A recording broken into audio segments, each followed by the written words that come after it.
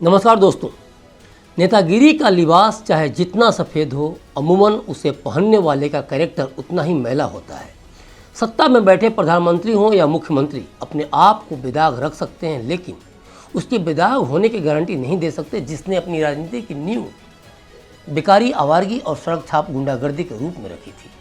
और यह गुंडा राजनीति में घुसते ही या कोई पार्टी ज्वाइन करते ही बेदाग हो जाता है और फिर राजनीति की सीढ़ियाँ चढ़ते चढ़ते एक दिन रसूखदार बन जाता है, इतना कुव्वत वाला कि जब चाहे किसी पुलिस वाले की, किसी प्रशासनिक अधिकारी का कॉलर पकड़कर उसे हद में रहने की हिदायत दे सकता है।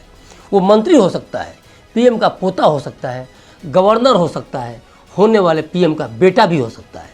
हम जिन 3 मामलों की बात करने जा रहे हैं, उन मामलों के आरोपों की टाइमिंग, आरोपों की राजनीति को समझ लें तो ये बातें हम क्यों कह रहे हैं ये आपको जल्द ही समझ में आ जाएगा। पहला मामला है पश्चिम बंगाल के राज्यपाल का, जो आज समाचार पत्रों की सुर्खियों में है। अंग्रेजी अखबार द हिंदू में छपी खबर के अनुसार कोलकाता में राजभवन की एक महिला कर्मचारी ने गुरुवार को आरोप लगाया कि पश्चिम बंगाल के राज्यपाल सीवी आनंद बोस ने उनका यौन उत्पीड़न किया। महिला ने कोलकाता के हेयर स्ट्रीट पुलिस स्टेशन में भी शिकायत दर्ज की है। द हिंदू अखबार की रिपोर्ट में लिखा है कि प्रधानमंत्री नरेंद्र मोदी गुरुवार को राजभवन में रात रुकने के लिए पहुंचे थे और उससे कुछ घंटे पहले ही यह घटनाक्रम सामने आया। जानकारी के लिए बता दूं कि शुक्रवार को पश्चिम बंगाल में पीएम मोदी की 3 चुनावी रैलियां हैं। यौन उत्पीड़न के आरोप पर राज्यपाल बोस ने कहा कि वो ऐसे बनाए जा रहे नैरेटिव से घबराएंगे नहीं। राज्यपाल ने बयान जारी कर कहा कि सत्य की जीत होगी। मैं इस तरह से बनाए जा रहे नैरेटिव से डरने वाला नहीं हूँ। अगर कोई मुझे बदनाम करके कुछ चुनावी फायदा चाहता है तो भगवान उनका भला करे, लेकिन वे बंगाल में भ्रष्टाचार और हिंसा के खिलाफ मेरी लड़ाई को नहीं रोक सकते। ये पूरी बातें हैं राज्यपाल की। दूसरा मामला है कर्नाटक का, जहां प्रज्वल रेवन्ना एक ऐसा नाम है जिसकी चर्चा इस वक्त कर्नाटक और देश की सियासत में खूब हो रही है। रेवन्ना देश के पूर्व प्रधानमंत्री एचडी देवगौड़ा के पोते हैं। देवगौड़ा परिवार की तीसरी पीढ़ी के नेता और हासन से सांसद रेवन्ना इस समय अश्लील वीडियो स्कैंडल में बुरी तरह फंस गए हैं। उनके घर काम करने वाली मेड ने रेवन्ना पर यौन उत्पीड़न, छेड़छाड़ जैसे संगीन आरोप लगाए हैं। हालांकि कहा जा रहा है कि रेवन्ना जर्मनी के फ्रैंकफर्ट भाग गए हैं। प्रज्वल रेवन्ना के विदेश भाग जाने को लेकर भी बीजेपी और कांग्रेस एक दूसरे के खिलाफ हमलावर हैं। कांग्रेस कह रही है कि केंद्र सरकार ने क्यों भागने दिया, और बीजेपी का सवाल है कि कर्नाटक पुलिस क्या कर रही थी। और वीडियो वायरल होने की कहानी भी देखा जाए तो कम दिलचस्प नहीं है। हासन में दूसरे चरण का मतदान 26 अप्रैल को होने वाला था और उसके ठीक 2 दिन पहले प्रज्वल का कथित वीडियो वायरल हो जाता है। अब हम तीसरे मामले की बात करते हैं, जगजीवन राम के जो बेटे से संबंधित है। सियासत के बाबूजी जगजीवन राम पीएम बनने वाले ही थे, लेकिन इंदिरा को यह पसंद नहीं था। दांव चला गया एक सेक्स स्कैंडल की तस्वीरों का, जिसने केंद्र की राजनीति को हिलाकर रख दिया, साथ ही हिला दिया जगजीवन राम की उम्मीदों को। वह सेक्स स्कैंडल था जनता पार्टी सरकार में रक्षा मंत्री रहे जगजीवन राम के बेटे सुरेश राम का। कुछ नग्न तस्वीरें सामने आईं।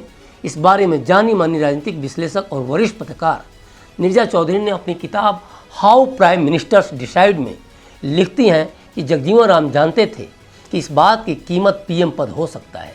मीडिया में खबर को फैलने से रोकने के लिए उन्होंने अपने पुराने साथी और जनता पार्टी के सांसद कृष्णकांत से मदद मांगी। तब तक तस्वीरें अखबारों के दफ्तरों तक पहुंच चुकी थीं। जगजीवन राम ने अपनी गांधी टोपी कृष्णकांत के पैरों में रखते हुए कहा, अब मेरी इज्जत आपके हाथों में है।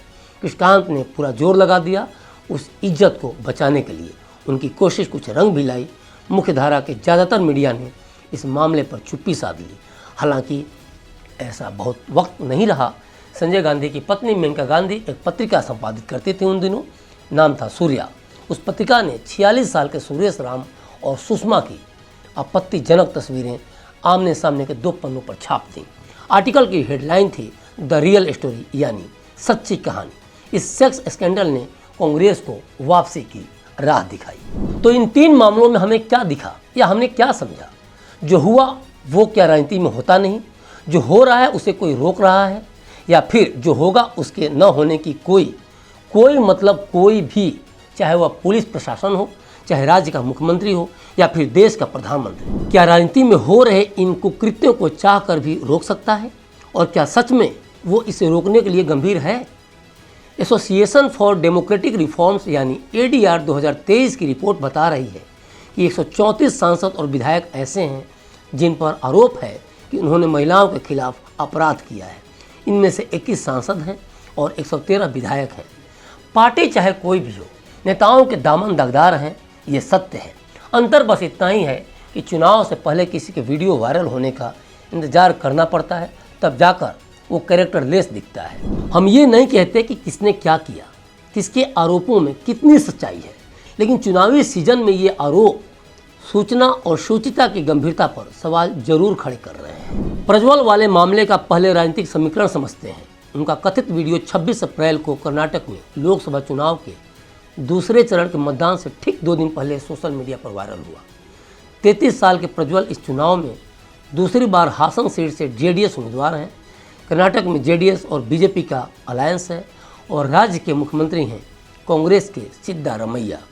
मतलब कि विपक्ष पर आरोप है और सत्ता पक्ष SIT गठित कर रहा है। अब दूसरे मामले को देखते हैं तो पश्चिम बंगाल के राज्यपाल पर जो आरोप लगे हैं वहाँ ममता बनर्जी की सरकार है। सीधी सी बात है कि राज्य में केंद्र का नुमाइंदा होता है राज्यपाल। और तीसरे मामले यानी जगजीवन राम PM बनते बनते इसलिए रह गए कि उनके बेटे का सेक्स स्कैंडल सामने आ गया। इन तीनों मामलों में राजनीति का क्या एंगल रहा, समझ से परे नहीं है। लेकिन इन सबको देखते हुए एक बड़ा सवाल जरूर उठता है कि राजनीति किस तरफ जा रही है और क्या आने वाले समय में राजनीति और भी पतित होती जाएगी? क्या राजनीति बदले की भावना से की जाएगी? हाल के दिनों में राहुल गांधी के ED CBI अधिकारियों को लेकर धमकी भरे बयान देखने को मिले थे, जो साफ इशारा कर रहे थे कि आखिर राजनेताओं की सोच किस तरफ जा रही है। तो अभी तक के लिए बस इतना ही। बने रहिए क्लिक इंडिया के साथ और मुझे दीजिए इजाज़त। शुक्रिया।